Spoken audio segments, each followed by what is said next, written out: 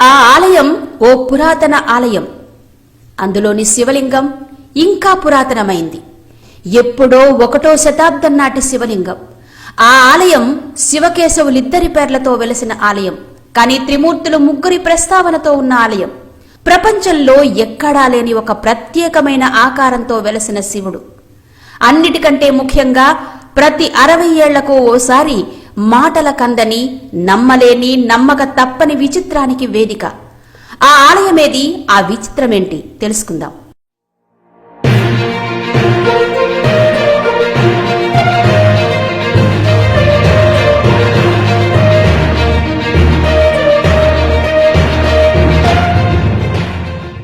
పరశురామేశ్వర ఆలయం. శివుడిని, కేశవుడి అవతారమైన పరశురాముడిని పేరులోనే నిలుపుకున్న ఆలయం. పరశురామేశ్వరాలయం అంటే ఎక్కువ మందికి అంతగా తెలియకపోవచ్చు. కానీ గుడిమల్లం ఆలయం అంటే మాత్రం చాలా మందికి తెలుస్తుంది. ఒకవేళ ఆ ఆలయాన్ని చూడకపోయినా పేరు మాత్రం తప్పకుండా వినే ఉంటారు. చిత్తూరు జిల్లా ఏర్పేడు మండలంలో రేణిగుంటకు 7 కిలోమీటర్ల దూరంలో సువర్ణముఖి నదీ తీరంలో ఉంది గుడిమల్లం. ఆలయం పేరుతోనే ఆ గ్రామం కూడా ప్రసిద్ధి చెందింది. గుడిమల్లం అత్యంత పురాతన శివాలయం. ఒక విధంగా చెప్పాలంటే ప్రపంచంలోనే అత్యంత పురాతనమైంది. కొందరు ఇది మన దేశంలోనే మొట్టమొదటి శివాలయంగా కూడా చెప్తారు. ఇప్పటి వరకు లభించిన శివలింగాల్లో ఇదే అతి ప్రాచీనమైనదిగా భారతీయ పురాతత్వ శాఖ కూడా నిర్ణయించింది. ఈ ఆలయ గోడల మీద పల్లవ, గంగ పల్లవ, బాణ, చోళరాజుల శాసనాల్లో ఆలయ నిర్వహణ కోసం ఎవరెవరో ఇచ్చిన భూములు, విరాళాల వివరాలు కనబడతాయి తప్ప విచిత్రంగా ఆలయ నిర్మాణం ఎవరు చేశారు, ఎప్పుడు చేశారు అన్న విషయం మాత్రం ఎక్కడా ప్రస్తావించబడదు. ఎప్పుడో శతాబ్దాల నాడు మరుగున పడిపోయిన ఈ ఆలయం సుమారుగా క్రీస్తుశకం 1900 కాలం అంటే బ్రిటిష్ ప్రభుత్వం కాలంలో బయట ప్రపంచానికి తెలిసినట్టుగా పరిశోధనలు చెప్తున్నాయి. 1973లో భారతీయ పురాతత్వ శాఖ జరిపిన తవ్వకాల్లో లభించిన కొన్ని ఆధారాలు, ఆలయ నిర్మాణానికి వాడిన రాతి ఇటుకల సైజు, వీటన్నిటి ఆధారంగా ఈ ఆలయం ఆంధ్ర శాతవాహనుల కాలం అంటే 1 లేదా 2 శతాబ్దాల నాటి నిర్మాణం అని చెప్తారు. ఈ విషయాన్ని బలపరిచే విధంగా ఉత్తరప్రదేశ్లోని మధురలో ఉన్న మ్యూజియంలో క్రీస్తు పూర్వం 1వ శతాబ్దానికి చెందింది అంటూ ఒక శివలింగం కనబడుతుంది. అది అచ్చంగా ఈ గుడిమల్లం శివలింగాన్ని పోలి ఉంటుంది. అదేవిధంగా ఉజ్జయినిలో క్రీస్తు పూర్వం 3వ శతాబ్దానికి చెందిందిగా భావించే కొన్ని రాగి నాణాలు దొరికాయి. వాటి మీద ఉన్న చిత్రం కూడా అచ్చంగా గుడిమల్లం శివలింగం లాగానే ఉంటుంది. ఈ ఆలయ విశేషాల్లో ప్రముఖంగా చెప్పుకోవలసింది ఆలయంలోని శివలింగాకారం. ఈ శివలింగం ఎక్కడా లేని విధంగా విచిత్రంగా కనబడుతుంది. ఒక యక్షుడి భుజాల మీద మానవాకారంలో నిలబడిన శివుడి రూపం కనబడుతుంది. ఇదే రూపంతో ఉన్న కొన్ని మూర్తులు ఖజురహోలో కూడా కనిపించడం విశేషం. చంద్రగిరి రాజుల కాలంలో ఈ ఆలయం ఉజ్వలంగా వెలిగిపోయింది. అందుకేనేమో చంద్రగిరి కోటలోని మ్యూజియంలో కూడా ఈ ఆలయ వివరాలు మనకు కనబడతాయి. అయితే తరువాతి కాలంలో మహమ్మదీయ పాలకులు చంద్రగిరి సంస్థానాన్ని స్వాధీనం చేసుకోవడంతో పాటు దేవాలయాన్ని కూడా ధ్వంసం చేశారు. ఆ తరువాత కాలగర్భంలో కలిసిపోయిన ఆలయాన్ని 1911లో శ్రీ గోపీనాథరావు అనే పురాతత్వ శాస్త్రవేత్త ఒక ఏడాది పాటు పరిశోధనలు జరిపి మళ్లీ దాని ఉనికిని ప్రపంచానికి తెలియజేశారు. ఇక ఆలయ స్థల పురాణం విషయానికి వస్తే గుడిమల్లం ఆలయంలో శివుడు పరశురామేశ్వరుడిగా పూజలందుకుంటున్నాడు. అసలు పరమేశ్వరుడు పరశురామేశ్వరుడెందుకయ్యాడు? ఆ కథనం విషయానికి వస్తే ఒక సందర్భంలో పరశురాముడు తండ్రి ఆజ్ఞ మేరకు తల్లిని సంహరించి మళ్లీ తండ్రి ఇచ్చిన వరంతో తల్లిని బ్రతికించుకున్నాడు అన్న కథనం మనం పురాణాల్లో వింటూ ఉంటాం.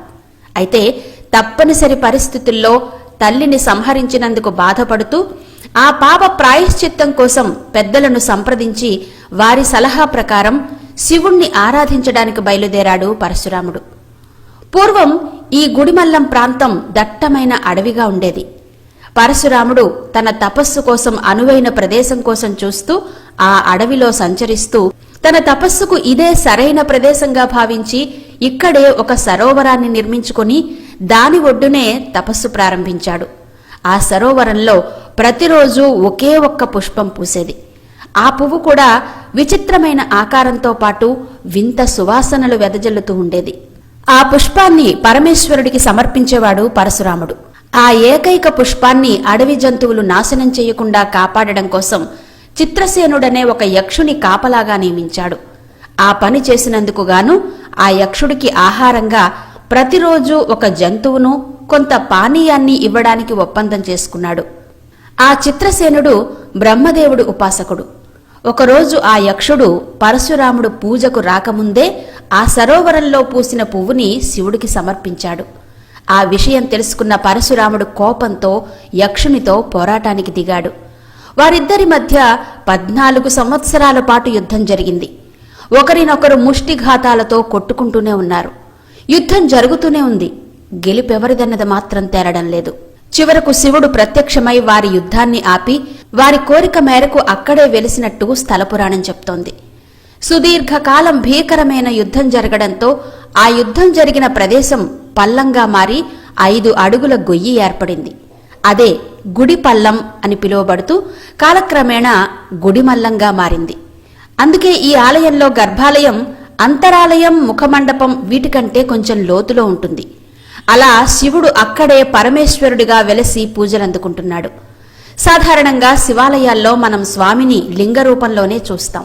కానీ ఈ ఆలయంలో మాత్రం శివుడు మానవాకారంలో తల మీద ఒక పాగాలాంటి అమరికతో మహావీరుడైన వేటగాని వలె చేతిలో విల్లుతో దర్శనమిస్తాడు. ఈ అలంకరణ ఋగ్వేద కాలం నాటిదిగా చెప్తారు శాస్త్రకారులు, పరిశోధకులు. సుమారు 5 అడుగుల పొడవు, 1 అడుగు వెడల్పు ఉన్న శివలింగం మీద చెక్కబడిన శివుడు యక్షుని భుజాల మీద నిలబడి దర్శనమిస్తాడు. ఆలయంలోని స్వామే కాదు, గర్భాలయం పైకప్పు కూడా వింతగానే ఉంటుంది.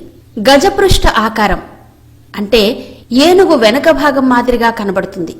గుడిమల్లం ఆలయం ఒక్క శివాలయమే కాదు, త్రిమూర్తులకు నిలయంగా కూడా భావిస్తారు. ఎందుకంటే యక్షుడైన చిత్రసేనుడే బ్రహ్మ అని, పరశురాముడే విష్ణువని, వారిద్దరి యుద్ధాన్ని ఆపి అక్కడ వెలసినవాడు శివుడు. అందుకే భక్తులు ఈ శివలింగాన్ని బ్రహ్మ విష్ణు శివాత్మకంగా భావించి పూజిస్తారు. ఇక ఈ ఆలయంలో జరిగే ఒక విచిత్రం అద్భుతాల్లోకెల్లా అద్భుతంగా చెప్పుకోవాలి. అదేంటంటే ఆలయ గర్భగుడిలోకి ప్రతి 60 సంవత్సరాలకు ఒకసారి హఠాత్తుగా ఎక్కడ్నుంచో నీళ్లొస్తాయట.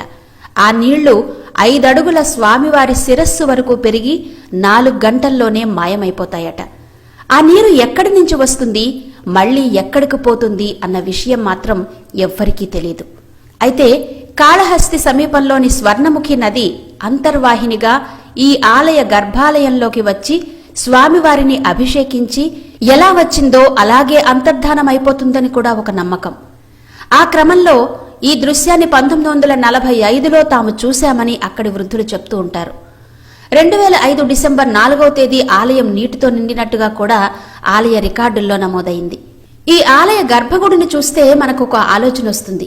ఇలా 60 సంవత్సరాలకొకసారి వచ్చే ఈ అభిషేక జలాన్ని నింపడానికే గర్భగుడిని 5 అడుగుల పల్లంగా నిర్మించారేమో అని కూడా అనిపిస్తుంది. ఈ ఆలయంలో మరో అద్భుతం సూర్యకిరణాలు. దేవాలయ తూర్పు వైపున ఉన్న కిటికీలోంచి సంవత్సరానికి 2 సార్లు ఉత్తరాయణ, దక్షిణాయనాల్లో సూర్యకిరణాలు నేరుగా వచ్చి స్వామి మీద ప్రసరిస్తాయి. ఇక ఆలయంలో స్వామివారి నగలు భద్రపరచడానికి గోడ లోపల తయారు చేసిన లాకరు మరో ఆశ్చర్యకరమైన అమరిక. ఆలయ ప్రాంగణంలోనే పార్వతీదేవి, వల్లి దేవసేన సమేత సుబ్రహ్మణ్య స్వామి, సూర్య భగవానుని ఉపాలయాలు కూడా మనం దర్శించుకోవచ్చు. ఈ సూర్య దేవాలయం ప్రధాన దేవాలయానికి ఈశాన్యంగా పరమేశ్వరుడికి అభిముఖంగా నిర్మించబడింది. చోళ, పల్లవ, గంగపల్లవ, రాయల కాలంలో ధూప దీప నైవేద్యాలతో కళకళలాడిన ఈ ఆలయం 1954 సంవత్సరంలో గుడిమల్లం గ్రామస్తుల నుంచి ఆర్కియాలజీ సొసైటీ ఆఫ్ ఇండియా స్వాధీనం చేసుకుంది. ఆనాటి నుంచి గుడిలో పూజలు ఆగిపోయాయి. ఆ తర్వాత మళ్లీ 2009 సంవత్సరంలో పూజలు పునః ప్రారంభమయ్యాయి. చోళులు వేయించిన శాసనాల్లో ఈ ప్రాంతాన్ని తిరువిప్పరంబేడు అని వ్యవహరించారు. అప్పట్లో ఈ గ్రామాన్ని విప్రపిట అంటే బ్రాహ్మణ అగ్రహారం అని పిలిచేవారని ఆలయంలోని శాసనాలు చెప్తున్నాయి. పల్లవుల కాలంలో గుడిపల్లం అని పిలిచేవారని శాసనాలు చెప్తున్నాయి. కాలక్రమేణా ఆ గుడిపల్లమే గుడిమల్లంగా మారింది.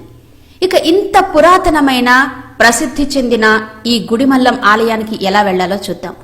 గుడిమల్లం చేరుకోవాలంటే తిరుపతి లేదా రేణుగుంట వరకు ట్రైన్లో చేరుకుని అక్కడి నుంచి బస్సు లేదా ప్రైవేట్ వాహనాల్లో గుడిమల్లం చేరుకోవచ్చు. ఇక్కడ ఉండడానికి సదుపాయం మాత్రం అంతంత మాత్రమే. వసతే కాదు, తినడానికి నీరు కూడా తీసుకువెళ్లాల్సి ఉంటుంది. దర్శనం చేసుకుని తిరిగి తిరుపతి లేదా సమీప టౌన్కు చేరుకోవాల్సి ఉంటుంది. ఇక విమాన మార్గం ద్వారా వెళ్లాలి అంటే గుడిమల్లం సమీప విమానాశ్రయం రేణిగుంట. రేణిగుంట వరకు విమానంలో చేరుకుని అక్కడి నుంచి బస్సు లేదా ప్రైవేటు వాహనాల్లో గుడిమల్లం చేరుకోవచ్చు. ఇవి అత్యంత పురాతనమైన శివాలయం గుడిమల్లం ఆలయ విశేషాలు.